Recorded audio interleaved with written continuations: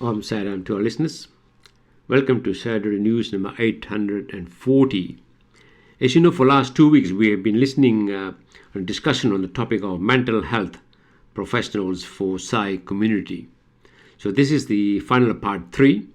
So before get into it, let's have a Ganesh Bhajan and then we'll hear the final part.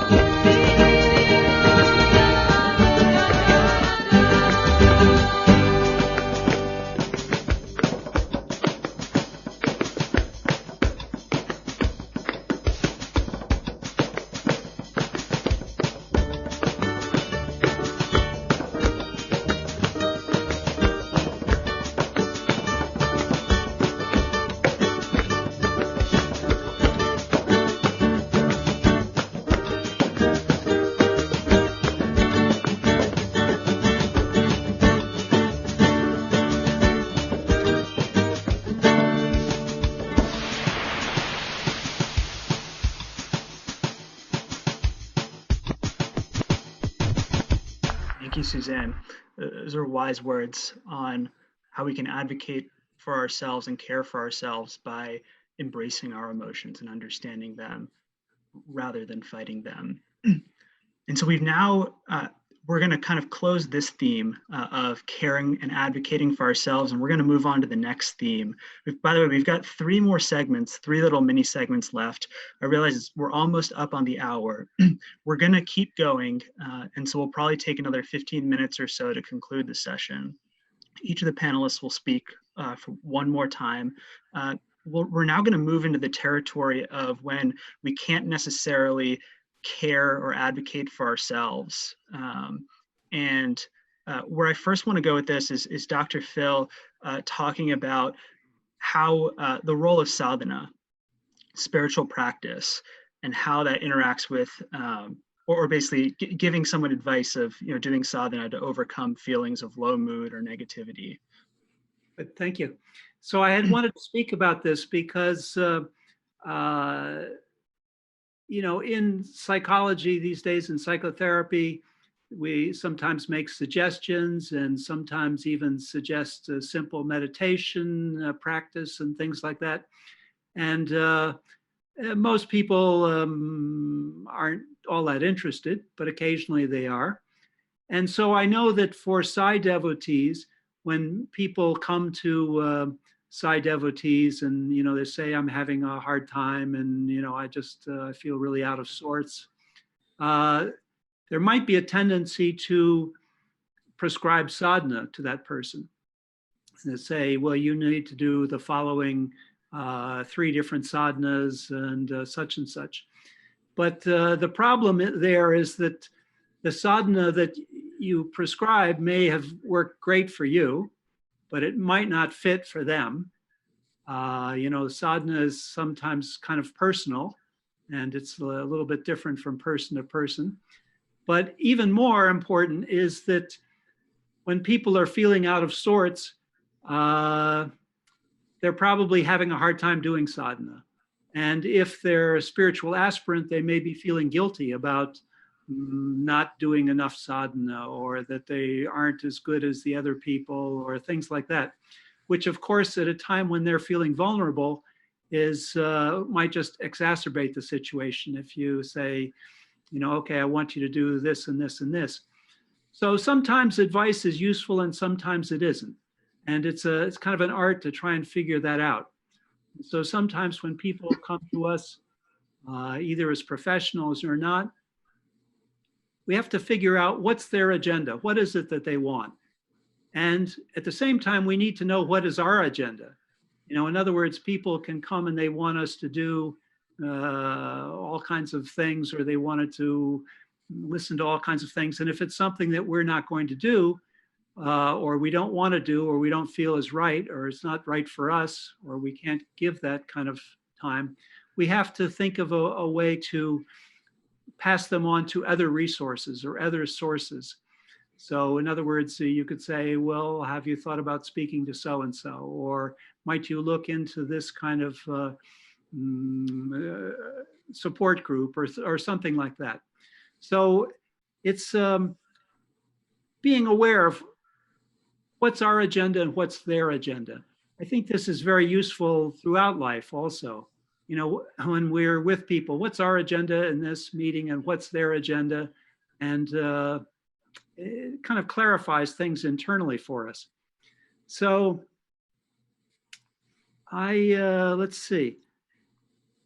I also wanted to say sort of a disclaimer that I meant to say at the beginning, which is that we're talking about a number of different topics. We're covering them very quickly, and they're topics that are of interest to us. And but it's if there's serious psychological problems, what we're saying are generalizations which may not fit specific situations, and to keep in mind consulting a mental health professional or a mental health association or support or things like that. If you think you can get some help from that, but you can try friends at first and see. But I just wanted to say that on there. So that's all for me for right now. Thank you. Thank you, Dr. Phil. Thanks for adding the disclaimer in and for helping us understand a bit about the context of sadhana when a case is particularly severe with someone. I think maybe where that naturally goes to next is Dr. Jack, you can talk a bit about the distinction between when we can advocate for ourselves versus when we may need to seek the help of a professional. Yeah, and that's certainly a good point. The sadness and feeling down and go through periods of losing interest in doing the things that give us joy. These are familiar feelings to most of us. But if they persist and they affect our lives substantially, then you might have entered into the area of depression. Depression and normal mood fluctuations are different, very different. Depression is a mood disorder, and it involves a persistent feeling or feelings of sadness, and it lasts typically 2 weeks or longer, or most days of each week for 2 weeks or longer, and it can last for weeks and months and even longer.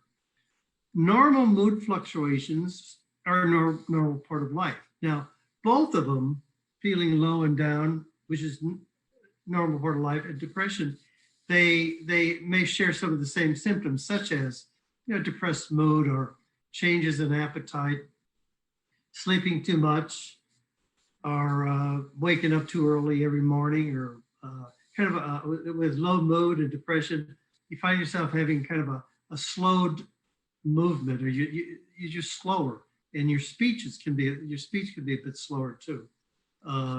Reduced interest in pleasurable activities, unintended weight loss or gain, restlessness, fatigue, depression, and low mood seems to suck energy. So you have fatigue, you get tired. It's a hard time concentrating. So these are symptoms that share normal mood fluctuations as well as depression. But there's a difference. For example, sadness and grief, part of normal moods that during tough times. These painful feelings come in waves, intermixed with positive memories. For example, if you lose somebody you loved, either a person left or passed away, and for the longest time you think of the person and you feel this loss and this longing, this pain, and then a short time later you smile because you have these memories, these wonderful memories of that person, and then you remember that the person's gone. So these are waves. Depression is different. Depression, the low mood and the loss of interest will last for 2 weeks or longer, and it's consistent. With sadness and grief, self-esteem is usually maintained. I can feel grief, I can feel sad because of these events, but I feel okay about me, about me. My self-esteem is okay, it's not changed. But in depression, frequently there's feelings of worthlessness, self-loathing. So it really affects your self-esteem. In sadness and grief, these normal emotions come from these events that take place, but they don't distort our thoughts. We're still thinking rationally. With depression, it's an illness that almost always results or includes distorted thinking. With sadness and grief, on one hand, it involves almost like a flow of feelings, and it has time limits. So the feelings come, they flow. In depression, feelings are more frozen, and they persist. Now, there's ways about when I talked about distorted thoughts, distorted thinking, there's ways that we can distort our own thinking, making them irrational and affect our self-esteem. An example, and these are things that we all do, all or nothing thinking. It's either this way or it's terrible. An example of all or nothing thinking is we're all going to get the virus, we're all going to die, and I failed for not planning better. Well, it's unlikely we're all going to get the virus. At least we're not all going to die. Even the specialists say we're going to survive. And it has nothing to do with me planning poorly. That's an attack on my self-esteem. So all or nothing thinking is a way that distorts our thoughts. Another common thing we do is mind reading. I might be at the store, the grocery store, and I've got a mask, and I might even have gloves, and I look and I see a lot of people without masks, without gloves. And I mind read. I think I know what they're thinking. I say, they must think I'm crazy wearing a mask and gloves, and maybe they're correct. Maybe I am crazy. So first of all, mind reading is impossible. We cannot mind read. And so what I'm thinking it's not rational. But I take that and it damaged my self-esteem. Well, they think I'm crazy, maybe I am. Fortune telling is the third thing I want to share. Fortune telling the future, we cannot predict the future. But let's say an example. Gosh, I'm going to lose my job and I'll have to deplete all of our savings. I'm a poor provider. Well, I may lose my job, I may not, I may get furloughed. Maybe my job I can't predict. If I lose my job or I'm furloughed, maybe I'm not going to deplete all of our savings. But certainly, I'm not a poor provider because none of us could have predicted this pandemic. The last one I'll mention is catastrophizing. This is how we distort our thinking.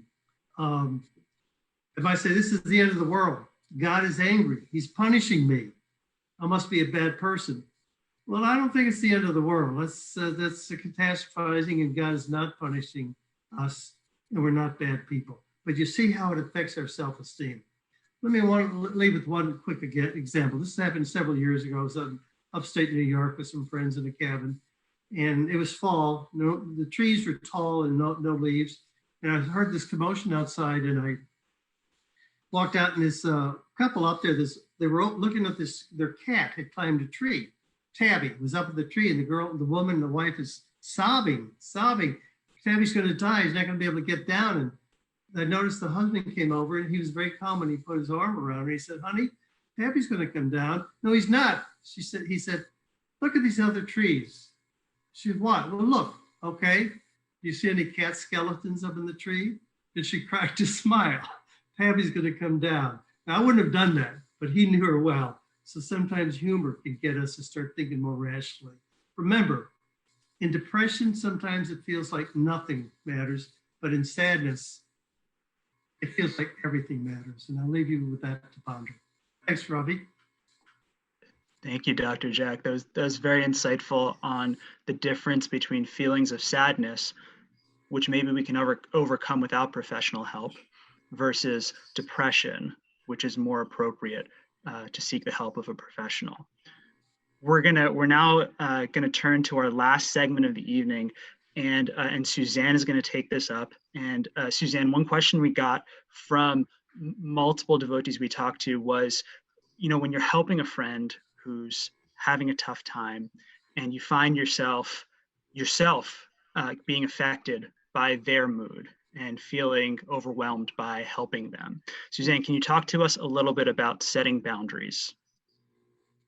Sure. And yeah, I'm sure lots of people are having that experience now. We want to be helpful, and we don't always know what we're getting into. I want to honor our time. I'm going to just kind of go through this so that I get this information out, because it is important to not get in over our heads. So some of the things we can do to just, let's say someone comes to us and they're a dear friend, and we want to give them some help. We want to support them. Even under those circumstances, we want to do some things to kind of set it up for a successful interaction. That they'll benefit from it, and we won't get in over our heads. So for ourselves, before we sit down with someone, we need to make sure that we're really in a state where we're prepared to listen and reflect. We need to make sure that we're emotionally available and feeling grounded and resilient ourselves. We need not to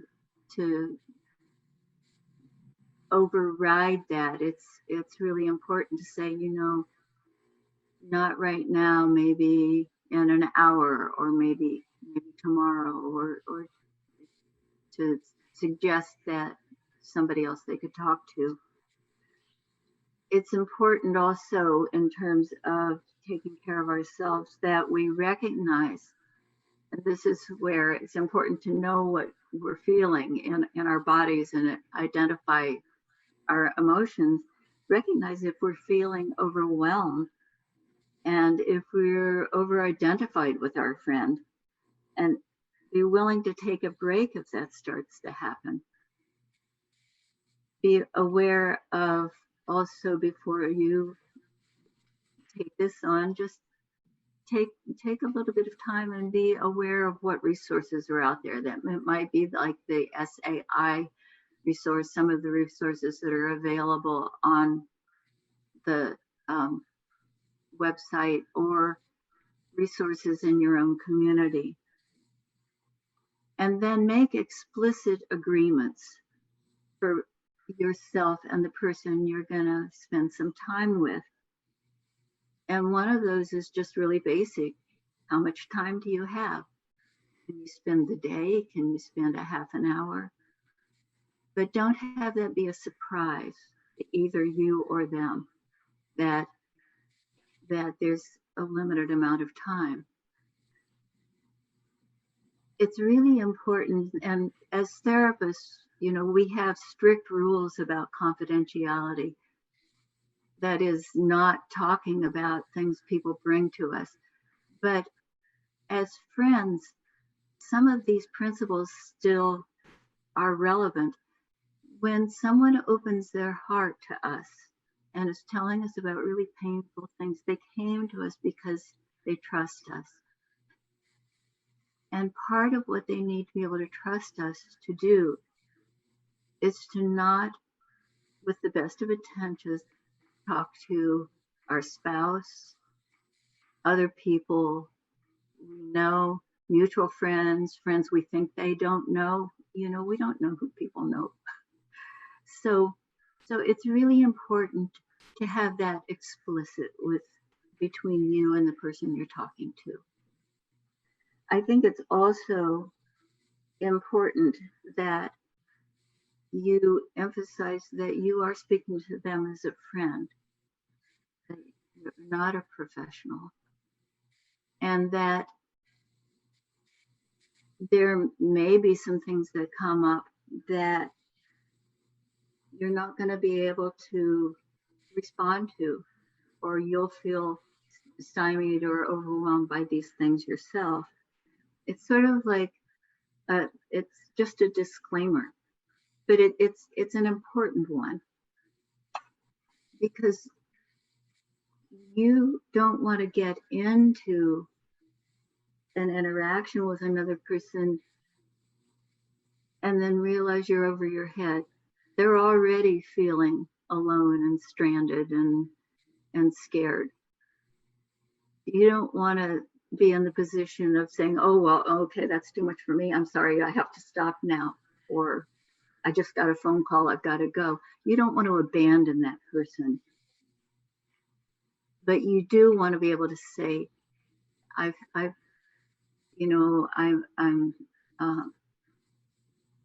we've come up against our time right now, and let's talk about some things you might do, you know, going forward. Or I'm really feeling for you, and I can understand how this is really hard. And let's look together at what other resources might be out there.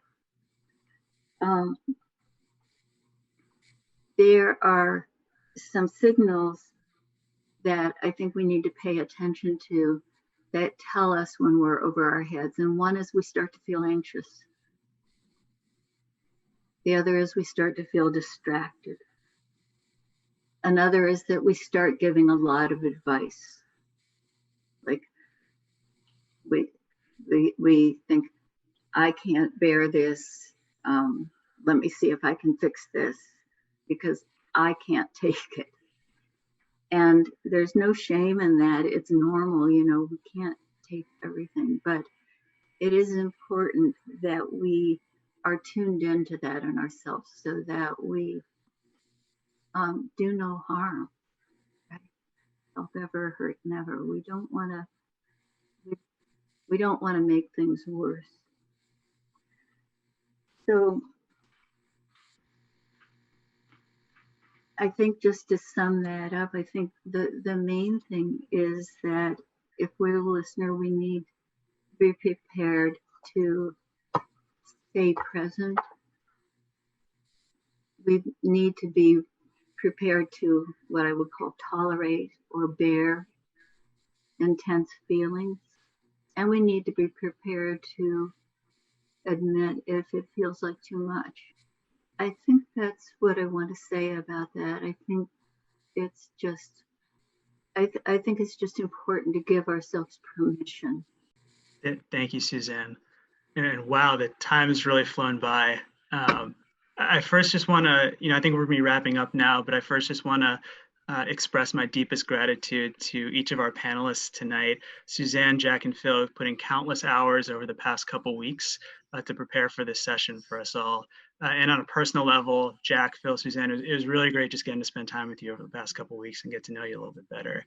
So this is really fun for me and it's given me a lot to think about. I also want to express my gratitude to everyone who tuned in tonight from home. Mental health isn't always the easiest topic to talk about. It's something that's unfamiliar that we don't talk about very often. And so I love the fact that together we took one step forward together today. So with that, Srikanth, I'll hand it back to you. Saram, everyone.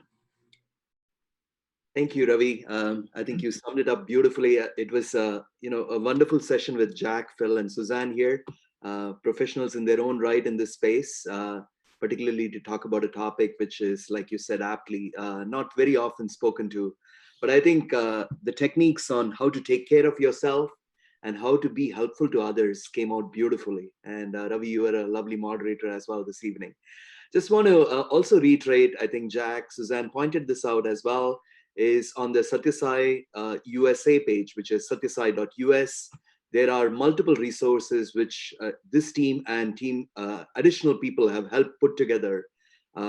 Stress alleviation intervention, which is SAI, which was referred to multiple times. There is a protocol, there are techniques. There's also a general mental health coping strategies document, as well as a teens and COVID document as well. These are all helpful resources, and it's lovingly put together by our own community people, and we should all take advantage of that.